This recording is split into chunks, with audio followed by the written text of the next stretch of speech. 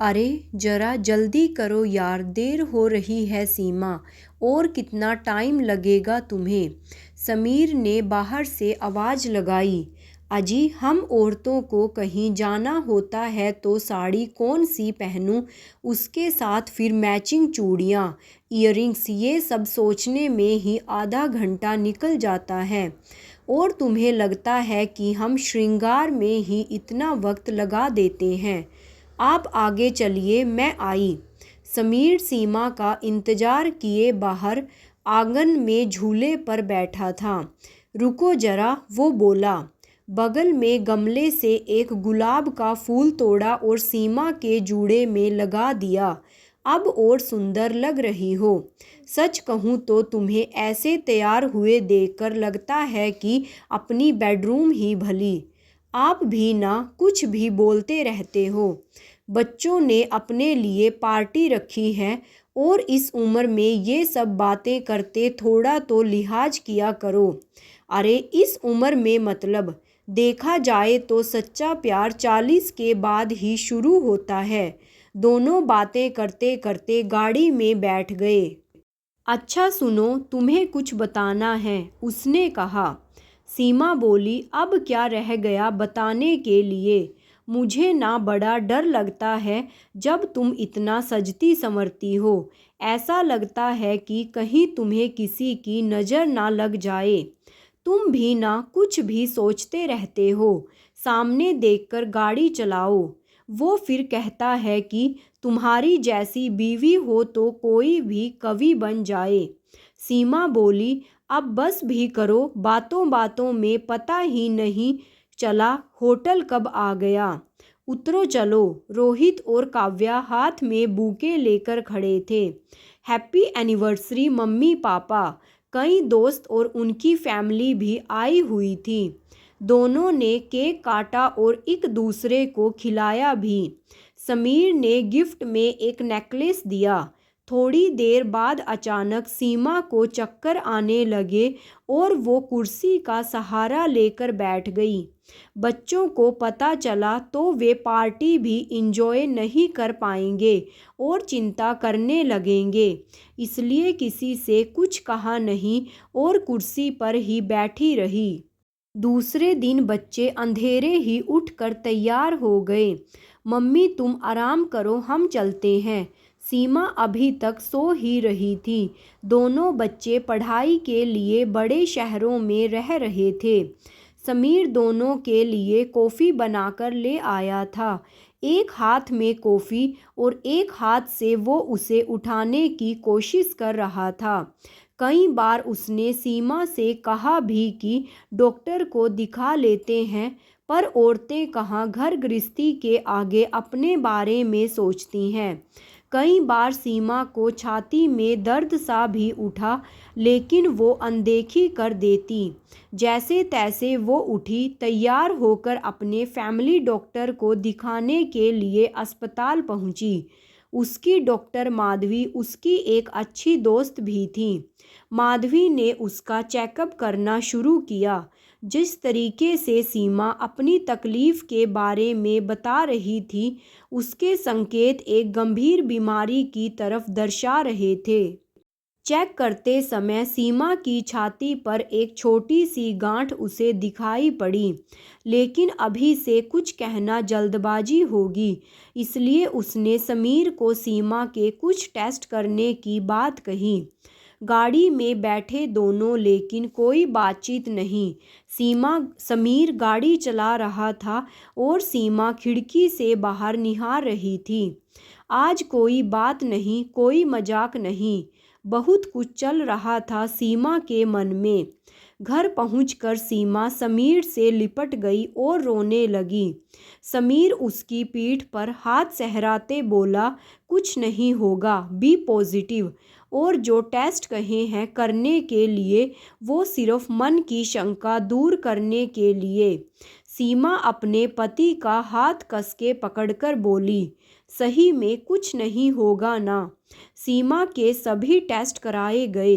Report आई तो दोनों के मन में एक घबराहट सी थी। माधवी ने रिपोर्ट देखकर कहा, सीमा, डरने की कोई बात नहीं है। आज की जीवन शैली, रहन सहन और भी वजह है जिनकी वजह से कैंसर बढ़ता जा रहा है, पर वो ठीक भी किया जा सकता है। इसमें डरने जैसी कोई बात नहीं है। कैंसर का नाम सुनते ही सीमा के हाथ कंपने लगे। देखो समीर, कैंसर पूरे तरीके से ठीक हो सकता है, पर उसमें इलाज के साथ साथ पेशेंट को मानसिक तौर पर भी सहारे की ज़रूरत होती है। सीमा को ब्रेस्ट कैंसर है और हमें जल्द से जल्द ट्रीटमेंट शुरू करनी पड़ेगी। और क्या? सीमा ने पूछा। तुम्हारे सीधे तरफ की ब्रेस्ट निकालनी पड़ेगी। दोनों हॉस्पिटल से घर आ गए। दोनों को क्या बोला जाए ये समझ नहीं आ रहा था। दोनों एक ही बेड पर लेकिन एक दूसरे की तरफ पीठ करके लेटे हुए थे। देखा जाए तो दोनों की नींद ही उड़ गई थी। सुबह सीमा उठकर समीर के लिए चाय बना के लाई। समीर गुस्सा हुआ और कहा, तुम्हें क्या ज़रूरत है कुछ करने की? तुम बस आराम करो। इसी पर सीमा चिढ़कर बोली, कुछ नहीं हुआ है मुझे। मैंने बहुत सोचा रात भर। अगर भगवान ने मेरी किस्मत में यही लिखा है तो यही सही। जितने साल महीने मेरे जीवन में हैं मैं खुशी खुशी जीऊँगी, लेकिन ट्रीटमेंट नहीं लूँगी। क्या तुम्हारा दिमाग तो खराब नहीं हो गया है? ऐसा कैसे बोल सकती हो तुम? वो बेड पे ही बैठा हुआ था। सीमा उसका हाथ में लेकर बोली, मेरी स्त्री होने की, माँ होने की पहचान अगर कोई मेरे शरीर से अलग करता हो तो मेरे जीने का कोई अर्थ नहीं है। नहीं कराना मुझे ऑपरेशन। समीर की गोद में अपना सर रखकर वो सिसक सिसक कर रोने लगी। समीर ने उसे रोता देख खुद को संभाला और उसके सर पे हाथ फेरते हुए कहा, सीमा, जितनी परेशानी तुम्हें हो रही है उतनी मुझे भी, पर मुझे तुम चाहिए। समीर ने डॉक्टर माधवी को सारी बातें बताई। दूसरे दिन डॉक्टर ने सीमा को अकेले ही क्लिनिक बुलाया और उसे समझाने लगी। सीमा बोली, पहले मेरे सवालों के मुझे जवाब चाहिए। मेरे ऑपरेशन के बाद क्या समीर मुझे पहले जितना प्यार करेगा? मेरे शरीर में जो बदलाव होगा क्या उसे वो यथास्थिति अपना पाएगा? क्या मेरे खूबसूरती की घंटों तारीफ करने वाला मेरे गए हुए बालों पर पहले की तरह हाथ फेरेगा? ऐसे बहुत से सवाल हैं जो मेरे अंदर एक तूफान सा ला रहे हैं। मेरे औरत होने का, एक स्त्री होने का हिस्सा मेरे शरीर से अलग हो जाएगा। 4 औरतें जमा होने पर मुंह पे दया दिखाएंगी और पीछे से चोर नज़र से मेरे पल्ले के नीचे से झांकने की कोशिश करेंगी। सोचकर भी शरीर पर कांटा सा आ रहा है। एक अपाहिज व्यक्ति और मुझ में फ़र्क ही क्या रहा। जैसे तैसे सीमा तैयार हो गई ऑपरेशन के लिए। आज ऑपरेशन का दिन है। सीमा के माँ और पिताजी दोनों, बच्चे सब थे।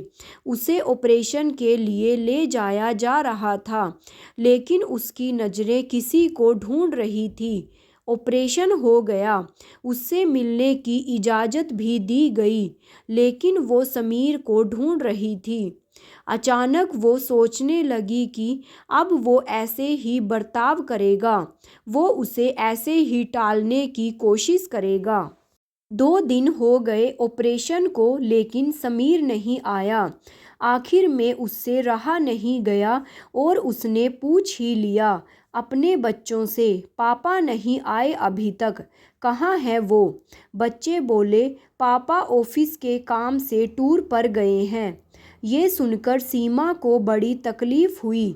मेरे ऑपरेशन से ज़्यादा ज़रूरी है ऑफिस टूर, वो मन ही मन बुदबुदाई। 4 दिन बाद समीर हॉस्पिटल आया सीमा से मिलने। कैसी हो सीमा? मुझे तुम्हारे ऑपरेशन के समय रुकना संभव नहीं था, इसलिए मैंने माँ पिताजी को बुला लिया था। वैसे भी कोई ज़रूरत नहीं थी किसी की यहाँ, डॉक्टर्स नर्स हैं यहाँ देखभाल के लिए। उसके बोलने में थोड़ी कड़वड़ाहट सी आ गई थी। हाथों पर इंजेक्शन दे देकर उसकी कलाई पर निशान से बन गए थे। चिड़चिड़ भी होती थी, कमज़ोर भी लगने लगी थी, चेहरा सूख सा गया था। यूं कहो तो उसकी सुंदरता को नज़र लग गई थी। आज सीमा को डिस्चार्ज मिलने वाला था। मम्मी मामा गाड़ी लेकर आ रहे हैं, बस थोड़ी देर में ही चलेंगे। सीमा के चेहरे पर जरा सी भी खुशी नहीं थी, क्योंकि समीर उसे लेने नहीं आया था। भारी मन से वो गाड़ी में बैठ गई। मेरा पति भी दूसरे पतियों जैसा ही निकला। सारे पुरुष एक जैसे ही होते हैं। अंदर से बहुत गुस्सा भरा हुआ था समीर के प्रति। ख्यालों में सोचते सोचते घर कब आ गया पता ही नहीं चला। सभी गाड़ी से उतर गए और सामने देखती है तो समीर आरती की थाली लिए। पूरा घर फूलों से सजाया हुआ था। घर के दरवाजे से लेकर सीमा के कमरे तक गुलाब के फूलों का रेड कारपेट बिछा दिया था। समीर को सामने देख उसका मन भर आया। उसका इस तरह स्वागत होगा उसने सोचा भी नहीं था। सब कुछ उसे सपने की तरह लग रहा था। वो अंदर गई। कमजोरी के कारण उसे खड़े होने में दिक्कत आ रही थी।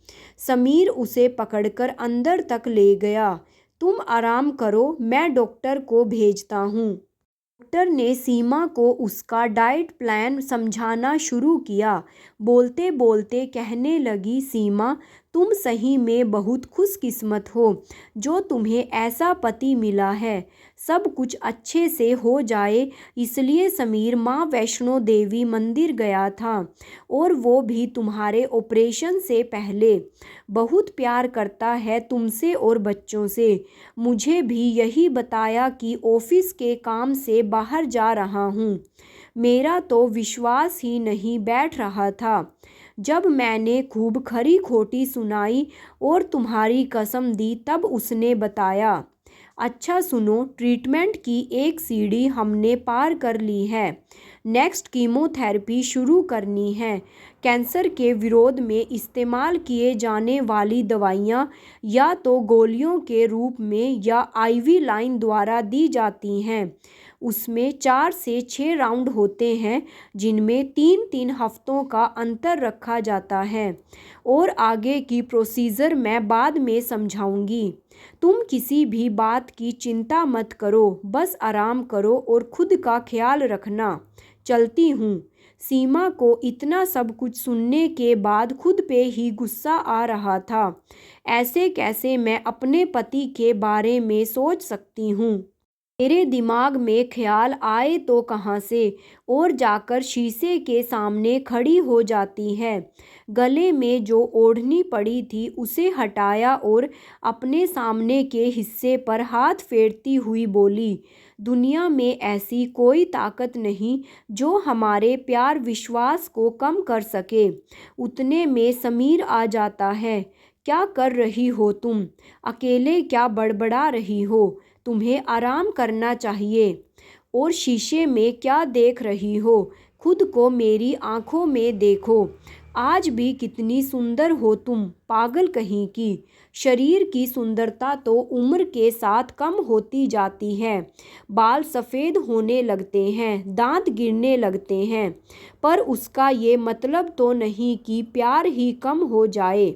उल्टा ये तो उम्र की तरह दिनों दिन बढ़ता ही चाहिए। और कुछ चीज़ें ऐसी होती हैं जो जताई नहीं जाती, महसूस की जाती हैं। आज भी और मरने तक मेरा प्यार तुम्हारे लिए जैसा था वैसा ही रहेगा। शरीर की सुंदरता से ज़्यादा मन की सुंदरता मायने रखती है पगली। दोनों एक दूसरे के गले लग गए और रो भी रहे थे और साथ ही खुशी के आंसू भी थे।